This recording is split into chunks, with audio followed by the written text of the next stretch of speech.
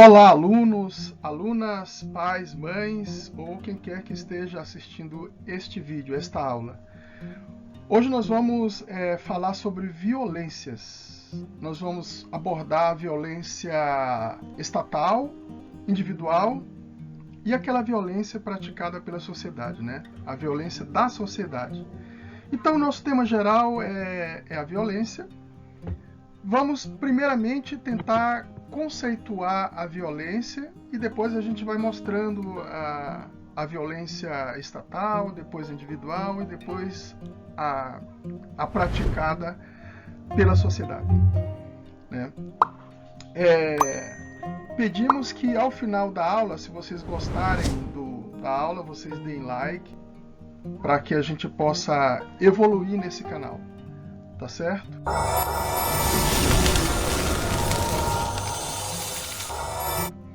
Então vamos lá, vamos começar conceituando a violência. Vamos ver o que mas antes de mais nada a gente tem que mostrar que a nossa aula está contemplando as habilidades pedidas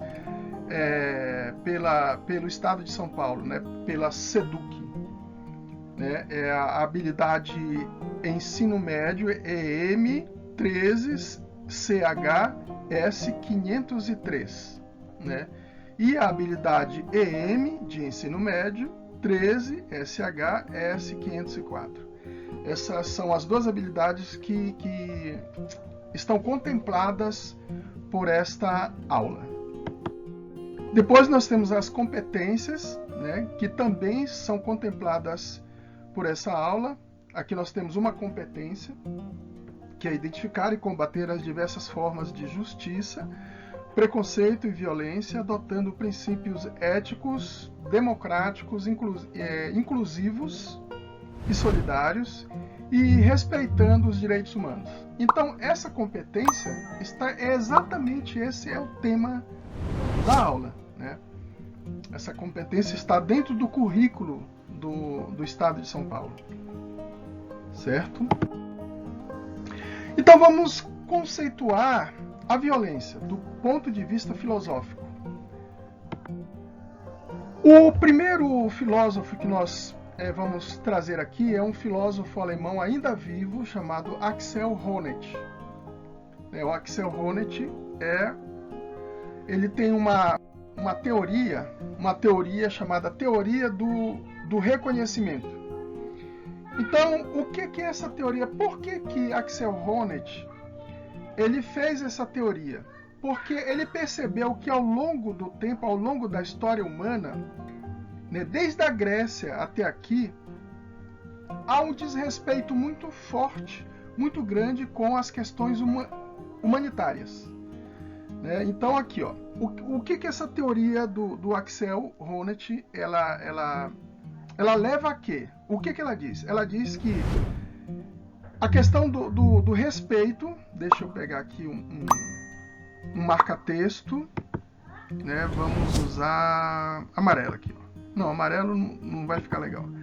Ó, a questão do respeito nas relações intersubjetivas. O que é isso? Relações intersubjetivas. Quando você está diante do outro, você tem que ver o outro como alguém que é possuidor de um pensamento, de uma vontade, que quer e não quer, né? Isso é uma relação intersubjetiva. Mas quando você vê no outro as suas próprias vontades, aí você não tem uma relação intersubjetiva. Porque a única vontade que você considera é a sua própria vontade, né? Então, a questão da teoria do reconhecimento, ela leva a isso, ela nos leva a pensar exatamente nessa questão de, ao nos relacionarmos com o outro, ver o outro como o outro mesmo, né? Como um outro ser que, igual a mim, tem a questão da vontade e do pensamento humano, que isso é muito importante, né? Mas não só na minha relação com o outro. É importante também que isso se estenda para a sociedade, né? E para o Estado também. Né? O outro é um ser que tem que ser visto como dono de toda essa capacidade, habilidade e competência também. Né? Então essa é que é a questão do respeito nas relações intersubjetivas. Quer dizer, intersubjetiva significa subjetividades se relacionando. Né? E a questão dos direitos. Veja, se a gente parar para pensar desde a Grécia, veja, a Grécia é considerada o berço da democracia, mas nem todo mundo era cidadão. Né? Havia os escravos, né? Havia aquelas pessoas que não eram cidadãs. Então, o que é isso? Isso é não reconhecer o direito humano, os direitos humanos.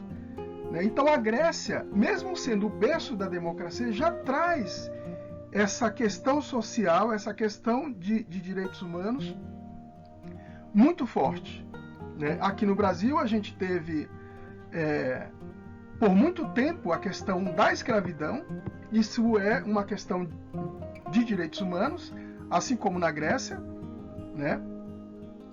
Então, essa questão dos direitos humanos, essa questão das relações intersubjetivas, todas essas questões elas são históricas. Né? Elas são históricas. E isso que leva Axel Honneth a pensar na questão do reconhecimento. E tem também a questão da identidade, né? Que é também uma questão histórica de perda de identidade.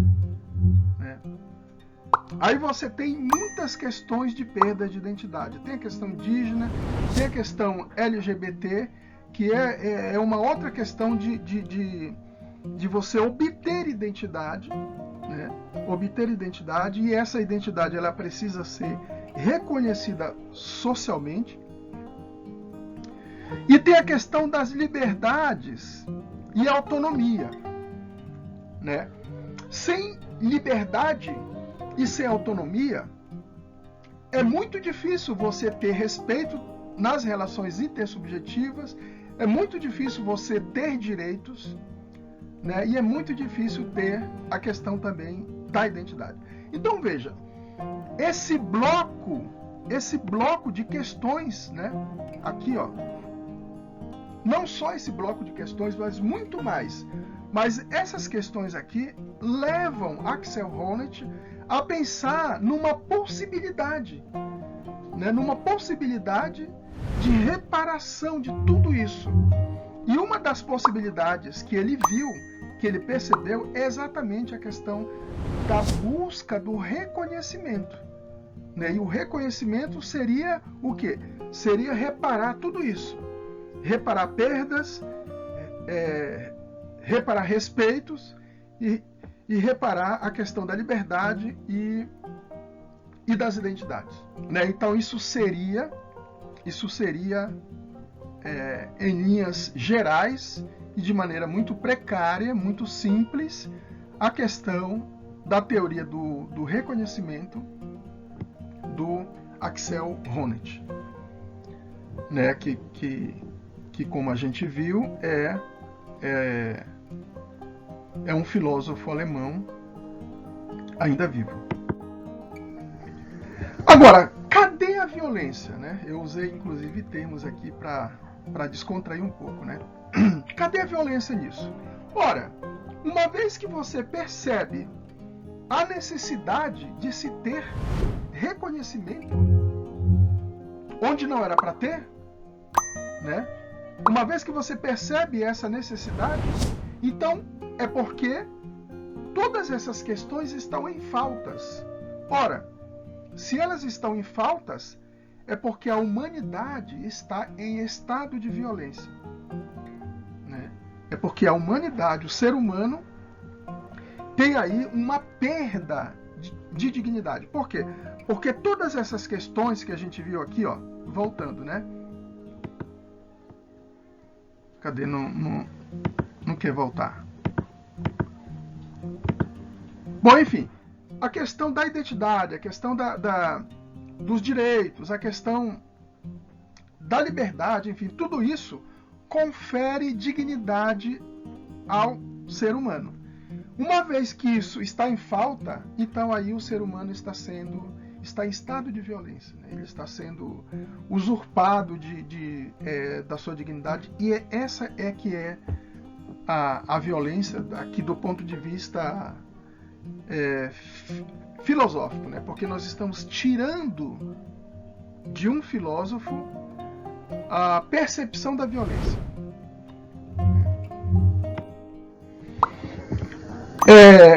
E um exemplo de busca de reconhecimento. Por exemplo, a reparação do racismo, né? A luta pela reparação do racismo é um exemplo de busca de reconhecimento, né? E aí, reparar o racismo tem de diversas formas de se fazer isso, né?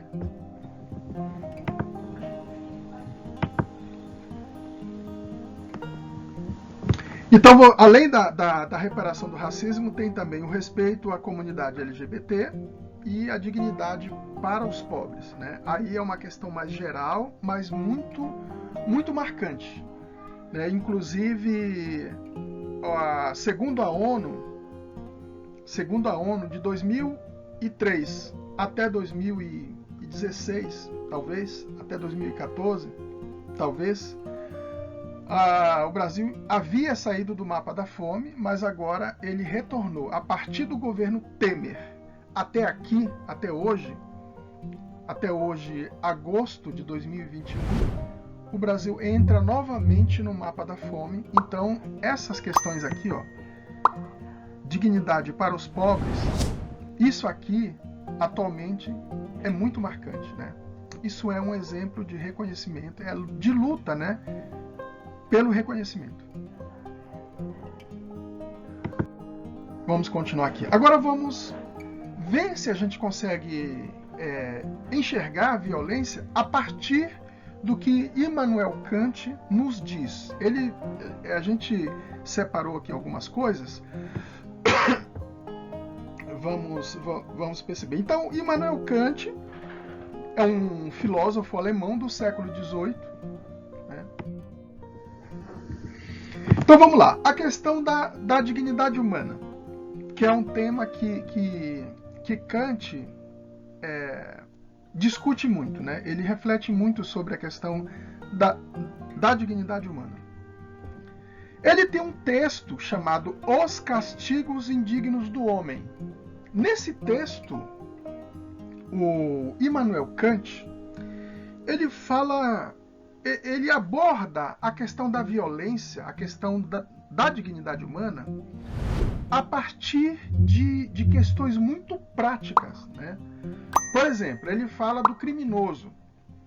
Ele nos coloca uma imagem, ele diz, olha, por mais que o ser humano tenha cometido as maiores atrocidades, ele não vai poder ser tratado como alguém que não tem uma natureza humana. O ser humano ele tem que ser tratado como alguém que possui uma natureza. Então ele diz, se esse criminoso for condenado e os castigos que ele sofrer forem castigos que desrespeitam a natureza humana, né? Talvez nem tanto aquele criminoso, mas como aquele criminoso pertence a uma espécie que tem uma natureza humana, então ele diz, esse criminoso pode ser condenado? Claro que pode. Pode ser preso? Claro que pode. Pode sofrer punições? É claro que pode. Mas ele não pode perder a sua natureza.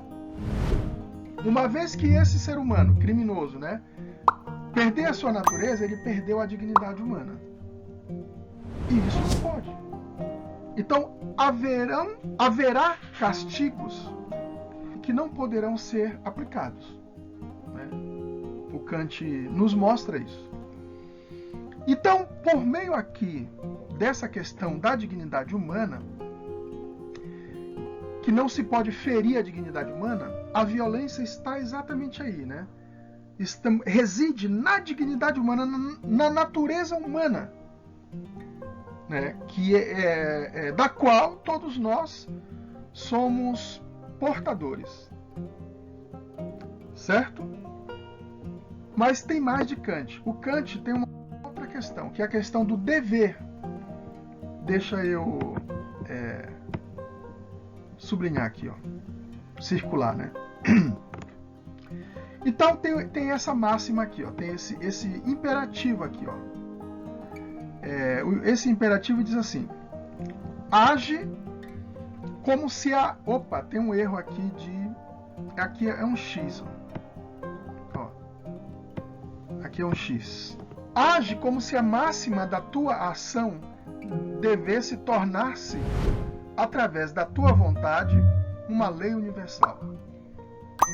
Então veja, você não pode, pela ética do dever, você não pode praticar algo do ponto de vista social, né? Não do ponto de vista teu, contigo mesmo, mas na medida em que você está se relacionando com outras pessoas, com a sociedade, com o mundo, né? No teu bairro, enfim, na tua cidade natal, na medida em que você está em relação social, é muito aconselhável que você haja e que essa tua ação ela possa ser copiada. Né? Ela possa ser copiada por quê?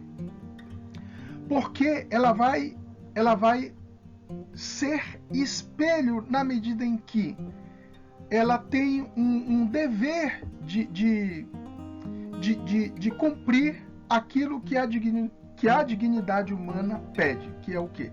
Que é o respeito, né? Que é o respeito, que é o bem comum, né? Então, para você agir como se a tua ação fosse uma lei universal, né? Aqui, ó, uma lei universal. Para você agir assim, essa tua ação ela tem que atender o requisito da dignidade humana. E uma vez que você age em sociedade, uma vez que você age sem observar essa questão do dever, então você está em estado de violência, e aquelas pessoas que estarão se relacionando com você também estarão, né? Sendo essas pessoas violentadas e você violentador, ou sendo essas pessoas violentadoras e você violentado, certo? Então, essas duas questões, essa questão da dignidade humana e do dever, levam à questão da violência, né? Então, cadê a violência? É exatamente isso. Quando a dignidade humana não é garantida, o ser humano está em estado de violência, né? Ou esse ser humano ele é um violentador, ou esse ser humano é um violentado. O fato é que a humanidade, na medida em que a dignidade humana não é observada, então a humanidade está aí sob a força do estado de violência, né?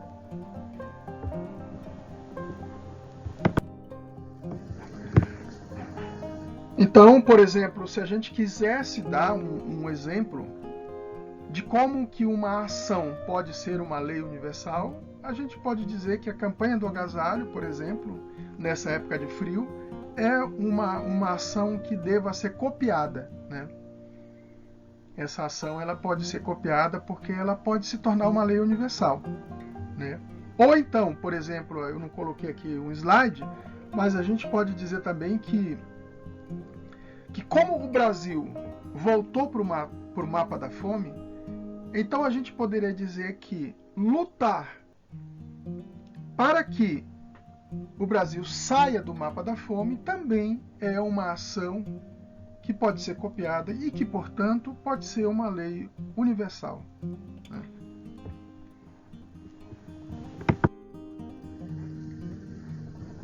Muito bem, então nós vimos que filosoficamente a violência ela é uma questão de respeito, uma questão de direitos humanos, uma questão de dignidade humana. Na verdade, a palavra dignidade ela cabe a tudo isso, né? Ela cabe a tudo isso. Então, quando a humanidade, quando não, porque a gente viu que a teoria do reconhecimento de Axel Honneth, ela nasce muito porque foi observado que historicamente a dignidade humana ela é violentada, começando lá pela Grécia, né? Então, de um modo geral, a violência ela é uma violência universal, ela é uma violência individual, ela é uma violência social, enfim. A violência, do ponto de vista filosófico, ela toca muito na questão da dignidade humana, que é um termo que abrange muitas coisas, né? Desde os direitos humanos até questões mais simples. Né? Tudo isso é uma questão de dignidade humana. Né? Então vamos agora para a violência estatal, saindo do conceito de violência. Vamos ver o que Aristóteles. Aristóteles é um filósofo grego que teria, né, vivido entre os anos 384 a 322 a.C. A gente fala teria porque a gente não, as informações que nós temos sobre isso, sobre esse dado biográfico, são informações não muito precisas. Né? O Aristóteles ele tem um livro chamado A Política. Ele tem um livro chamado A Política. Esse livro é um tratado sobre o Estado. É um livro muito importante. Não dá para estudar política sem ler esse livro. Né? Lá Aristóteles deixa muito claro que a democracia ela ela não pode ser uma democracia aristocrática. Ela tem que ser uma democracia exercida pelo povo. Né? Mas aí você pode dizer, não, mas democracia é um governo do povo. Né? Não pode ser diferente. Mas a gente vai ver que em Platão é um pouco diferente. Né? Mas aqui no Aristóteles, a democracia é um exercício mesmo popular.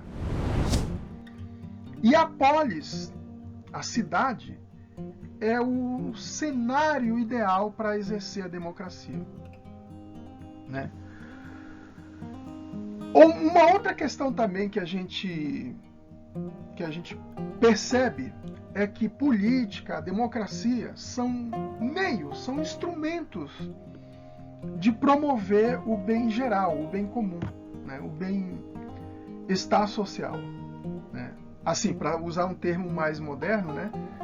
Mas enfim, a democracia e a política são instrumentos de realizar o bem comum, né? O bem geral. Então, quando o Estado não usa a democracia e a política para realizar o bem comum, o bem geral, Então a gente pode dizer que a violência está em voga, né? Nesse sentido. E quando a gente lê Maquiavel, o Príncipe, a gente percebe que muito dificilmente, pelo menos nos séculos passados, né? Nos séculos passados, até hoje é assim. São raros os governos com projetos populares. Muito dificilmente os estados eles praticavam, usavam a política e a democracia para a realização desse bem comum, né? Se houve algumas revoluções na história da humanidade, ora, é justamente por isso. Porque tinha problemas de violações de direitos humanos, tinha problema de fome, tinha questões de miséria, então por isso que as revoluções acontecem, né? É por isso que as revoluções acontecem. As revoluções acontecem porque existem desconforto social e político, né? Entre classes. As revoluções acontecem porque existem embates, né? Por mais que os estados políticos, né, a começar de Maquiavel para cá, por mais que eles tivessem o poder, né, a força, o exército, o dinheiro, mas sempre houve o descontentamento entre duas classes, né? A que manda e a classe que é mandada, né? É por isso que existiram revoluções, certo? Então, como a gente disse, a política e a democracia são instrumentos para realizar um bem comum.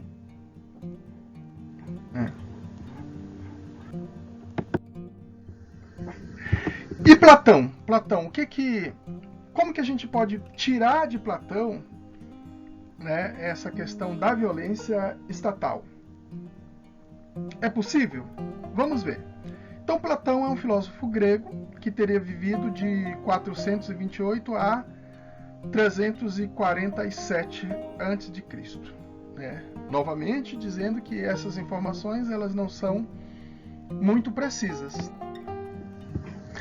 Platão tem uma obra chamada A República. Nessa obra, ele idealiza um estado em que os filósofos seriam os reis, seriam aqueles que iriam governar, né? Caberia para os filósofos a parte de governar. Tem outras funções dentro desse estado platônico.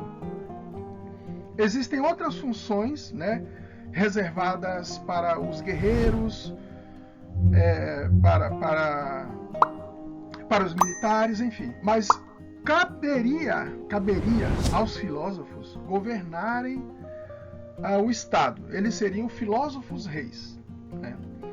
E essa democracia platônica é uma democracia aristocrática, um pouco diferente da democracia aristotélica, né? Do Aristóteles. Não vamos confundir esses dois nomes, aristocrática e aristotélica, né? Então, essa democracia platônica é uma democracia aristocrática, porque é um governo de poucos, né? Um governo de elite. E a democracia de Aristóteles é uma democracia mesmo exercida pelo povo, né? Mas, tanto em Aristóteles quanto em Platão, a democracia é para realizar o bem comum, né? Mesmo sendo os filósofos aqueles que vão governar, mesmo assim, esses filósofos eles precisam praticar o bem comum, né? eles precisam fazer isso. Então, de Aristóteles e também de Platão, a questão da dignidade humana precisa ser preservada. Mesmo que tenha problemas, porque a gente já viu, né?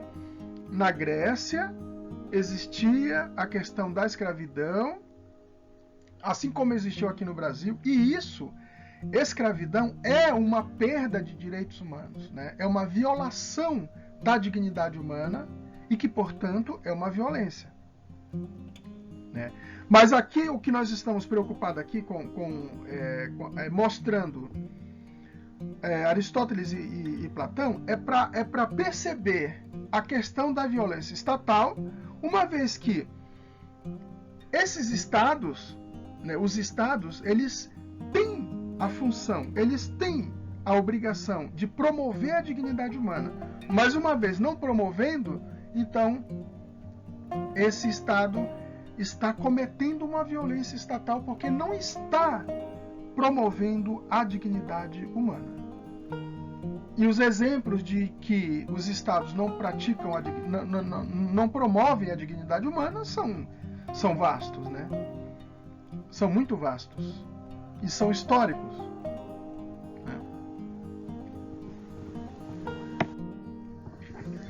Muito bem, então onde é que está a violência estatal a partir do que a gente viu de Aristóteles e de Platão? É o que eu já falei, né? É quando o Estado não promove o bem comum, ele está deixando de lado a dignidade humana, né? Então isso é uma violência estatal, porque ele não está cumprindo o papel de promover a dignidade humana, né?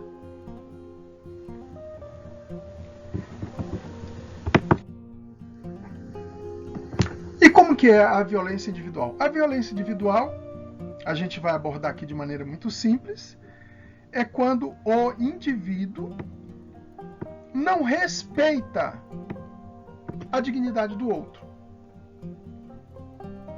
né?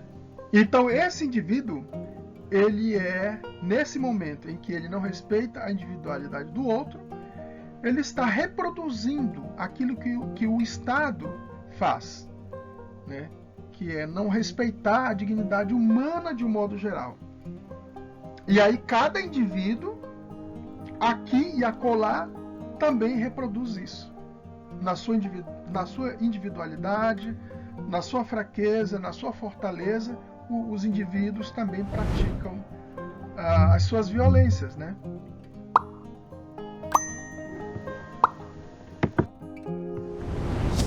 E um exemplo de... Como que a gente pode dar um exemplo de violência individual? É o xingamento, é o desrespeito à mulher e etc, né? Há muitas maneiras de você praticar na sua individualidade uma violência, né?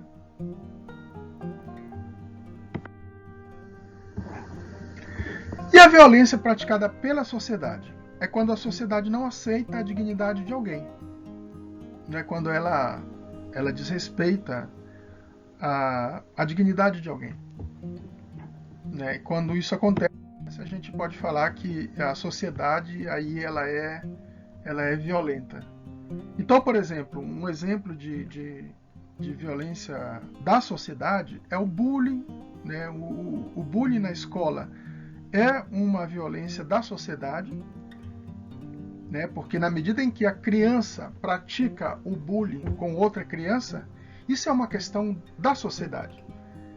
Muito menos da criança, é uma questão da sociedade, né? Porque a sociedade deveria ficar vigilante com as suas crianças, né? Para elas não praticarem bullying umas com as outras. Então isso é uma questão social, né? Não é um problema da criança. A criança precisa ser educada, né? A criança precisa aprender que não é para praticar bullying. E quem é que tem que ensinar isso? É a sociedade. E quem é a sociedade? É eu, é você, é a escola, é todo mundo, né? Não é só a escola, não é só eu, não é só você, é todo mundo.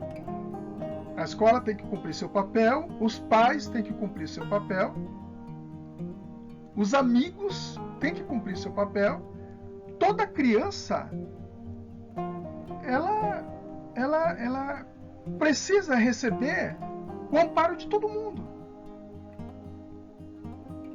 Né? Existe até quem pense que as crianças, pelo menos não todas as crianças, né? Mas algumas crianças deveriam receber a proteção internacional. Porque algumas crianças não têm uma proteção nem de pais. Né? Imagina da sociedade local. Então, algumas crianças, deveriam receber a proteção internacional, né? Da ONU, de algum organismo internacional forte que respeite a dignidade humana. Né? Então, a questão do bullying é uma questão muito, muito séria. E o preconceito? O preconceito é uma questão que sempre está sendo praticada pela sociedade. Né? E é muito fácil de você perceber o preconceito. Mesmo no Brasil, em que o preconceito ele é velado. Né? Mesmo no Brasil, é fácil de perceber. Entra num restaurante, mais ou menos, não precisa nem ser um grande restaurante. Mais ou menos, entra no restaurante. Né? Dá para perceber o preconceito. O racismo, a gente já sabe, né, que é uma questão da sociedade. Não é só da sociedade, o racismo é uma questão estrutural. Né? Ele é uma questão estrutural, né? Mas ele é tanto estrutural, também ele é individual. Eu na minha individualidade, você na sua individualidade, praticamos o racismo. A sociedade no seu conjunto pratica o racismo e a estrutura estatal, né, pratica o seu racismo.